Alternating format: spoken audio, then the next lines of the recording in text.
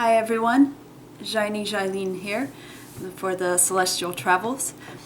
So, as a tower and as a subjective, sometimes I go through periods of not wanting to come out and see the world, to be a recluse, and being an adaptive, being a tower, also can.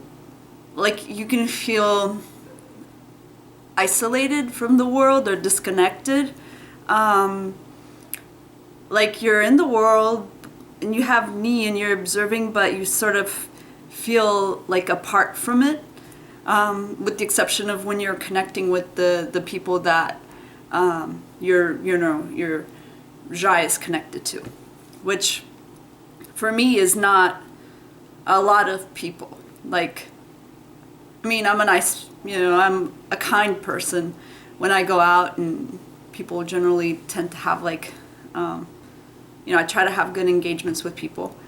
I try to, come out of a situation having done something, I always try for the win-win, or, leaving something in a better place than when I left it. So I try to do that when I go into situations, but in any case, it's hard sometimes to actually connect with other people, because as a tower and a tower with Ni, sort of doing your own thing. You have your values that guide you through life, and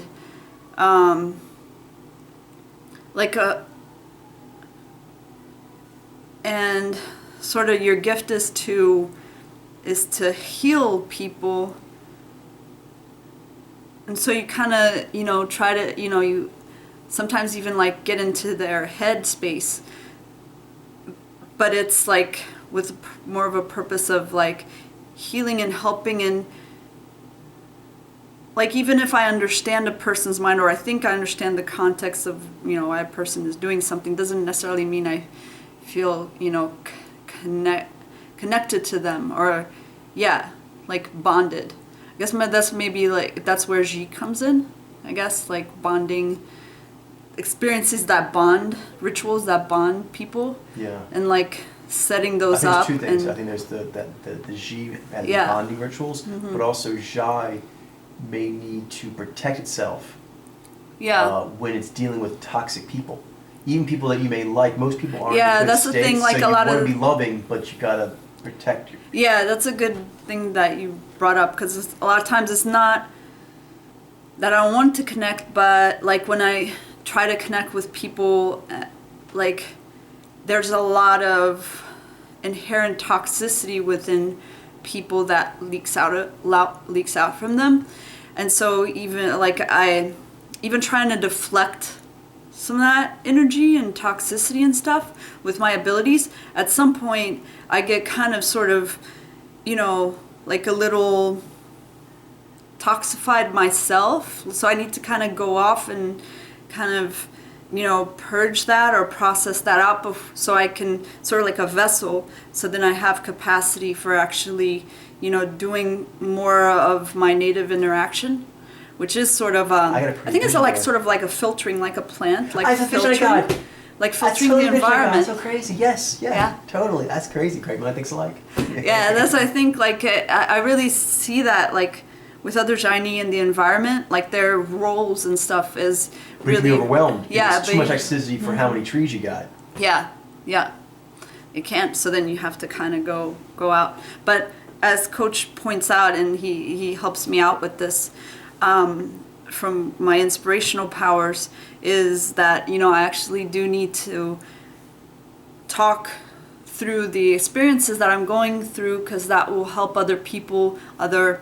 Jaini, other mojos that are, going through this experience of life also, and trying to understand it, and, and trying to understand themselves, and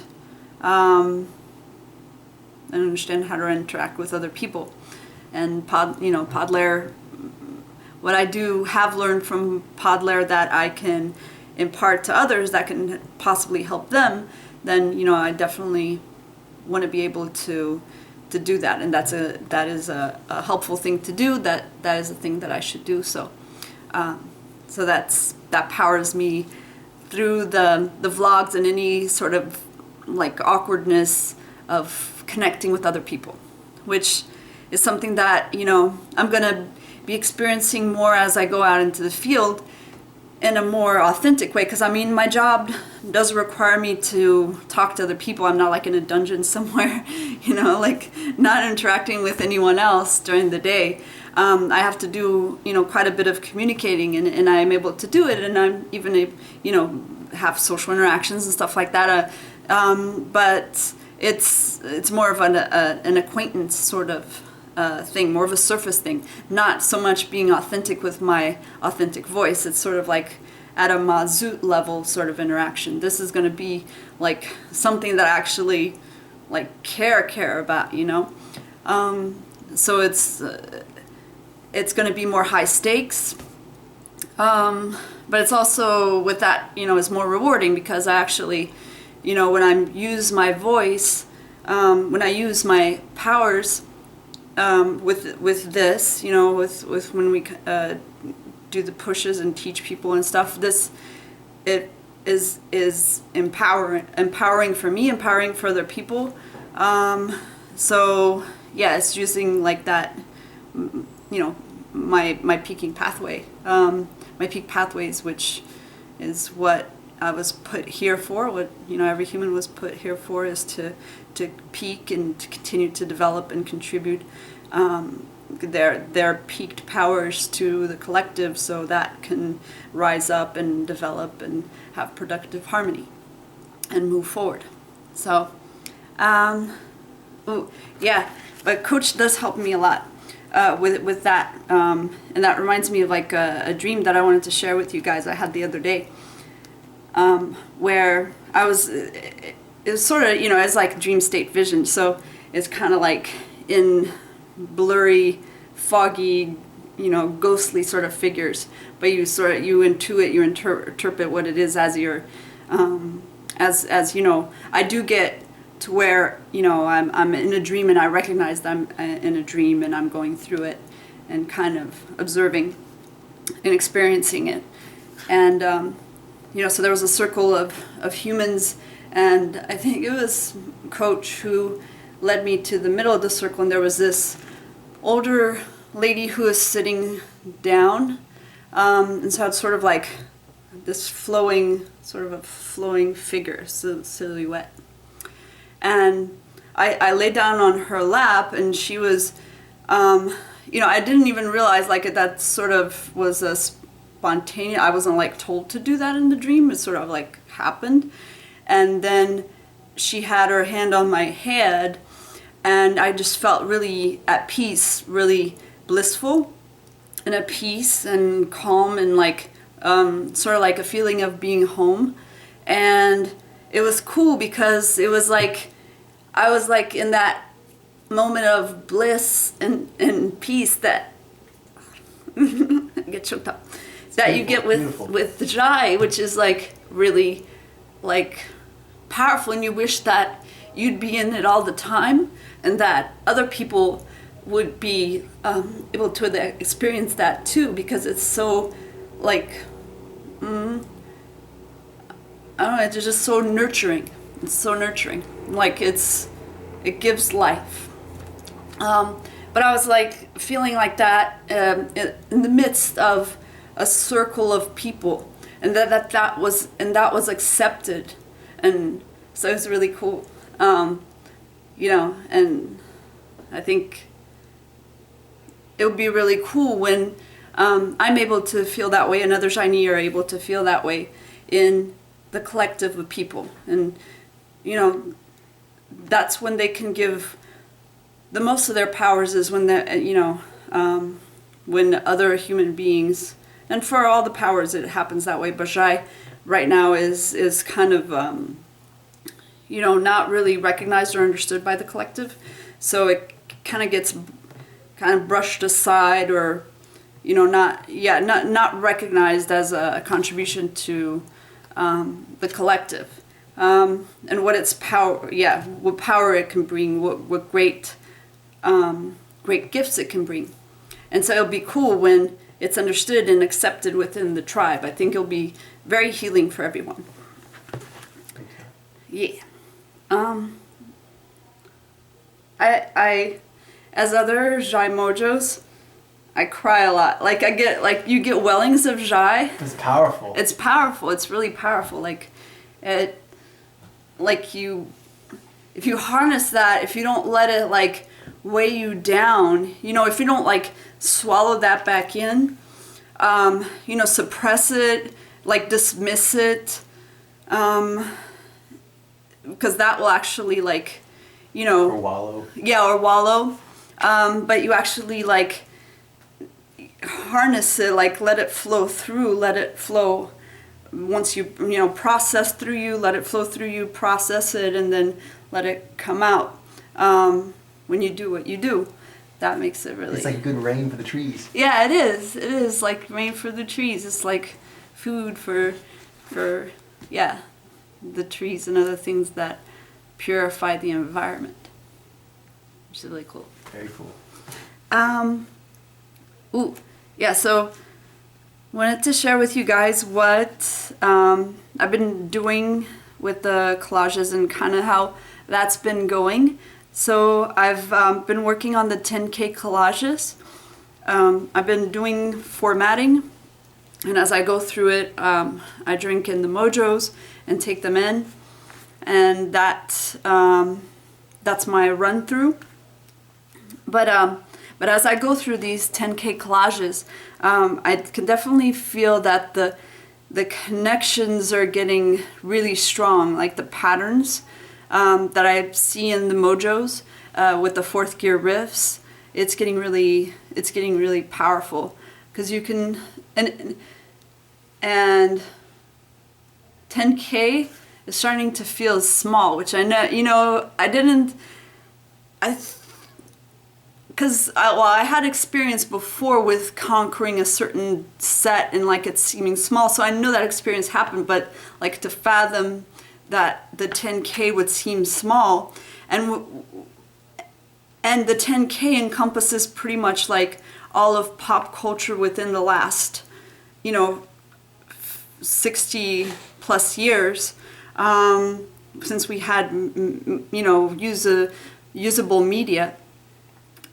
Is just really mind-blowing to think that you would think it would be more than 10,000, but it's not more than 10,000. And then when you can actually get your head wrapped around it, it's whoa, it's really trippy. And then you start thinking about, well, there aren't 8 billion people on this planet, something like that. And so it's not, 10,000 is a small set of that, but it's all related. It's all connected. I go outside, I see the mojos, I go and travel, I'm a traveled person. It's not like I haven't ever been anywhere. And when I go to other places, I see people with mojos. They're just other variations of of... U.S. and even around the world. Even Yeah, around Europe. yeah. Lots of countries. Lots of countries. So it's all... The patterns repeat themselves just with variations, but it's variations on the math.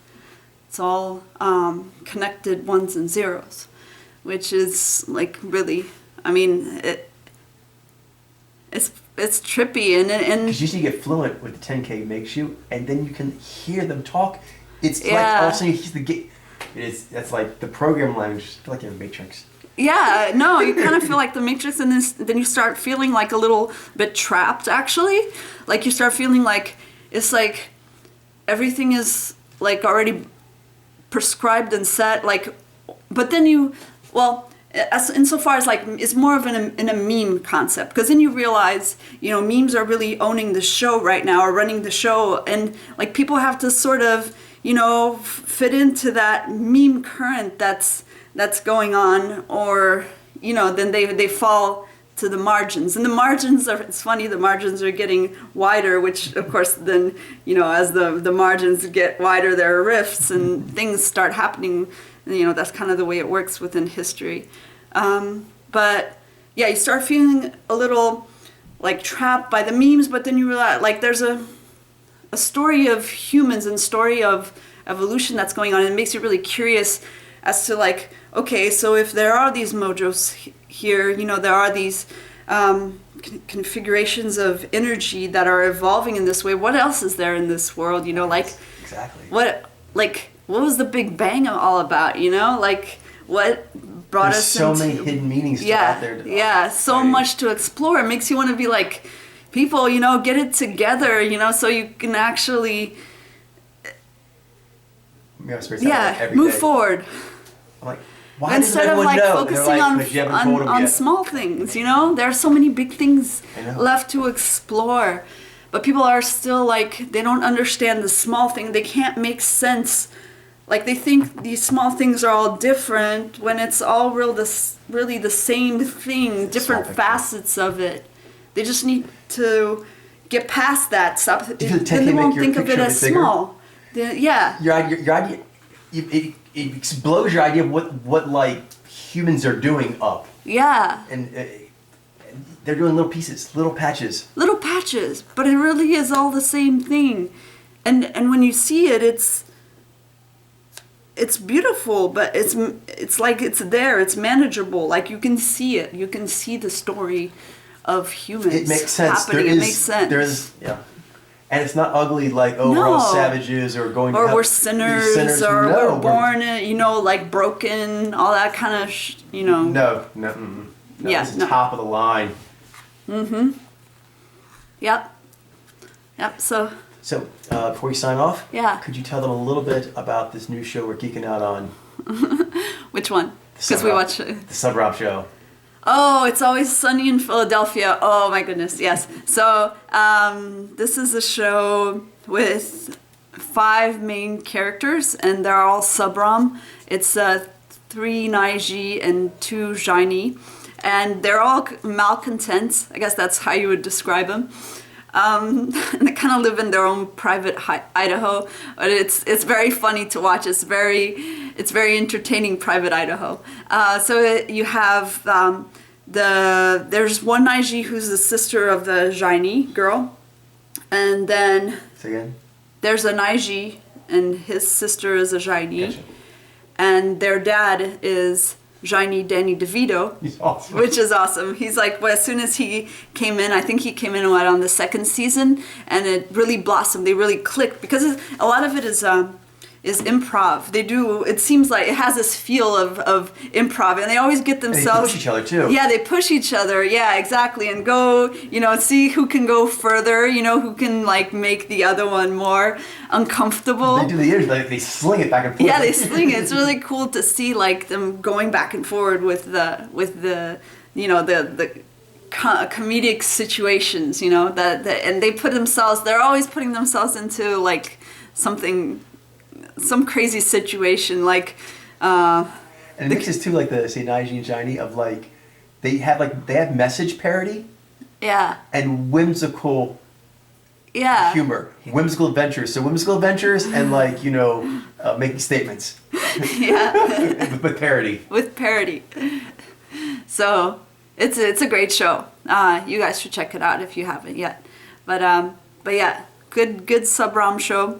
If you want to see like what crazy things what crazy things can happen when you lock Subrams into like or put them in a private, you know, in an island somewhere and leave them there. Subram malcontents.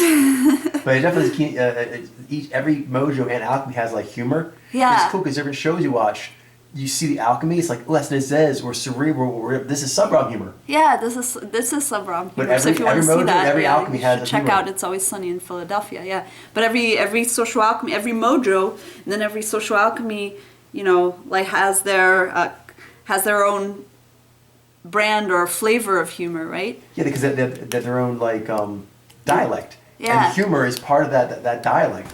It's cool. Teach people how to be enlightened through comedy. That's awesome.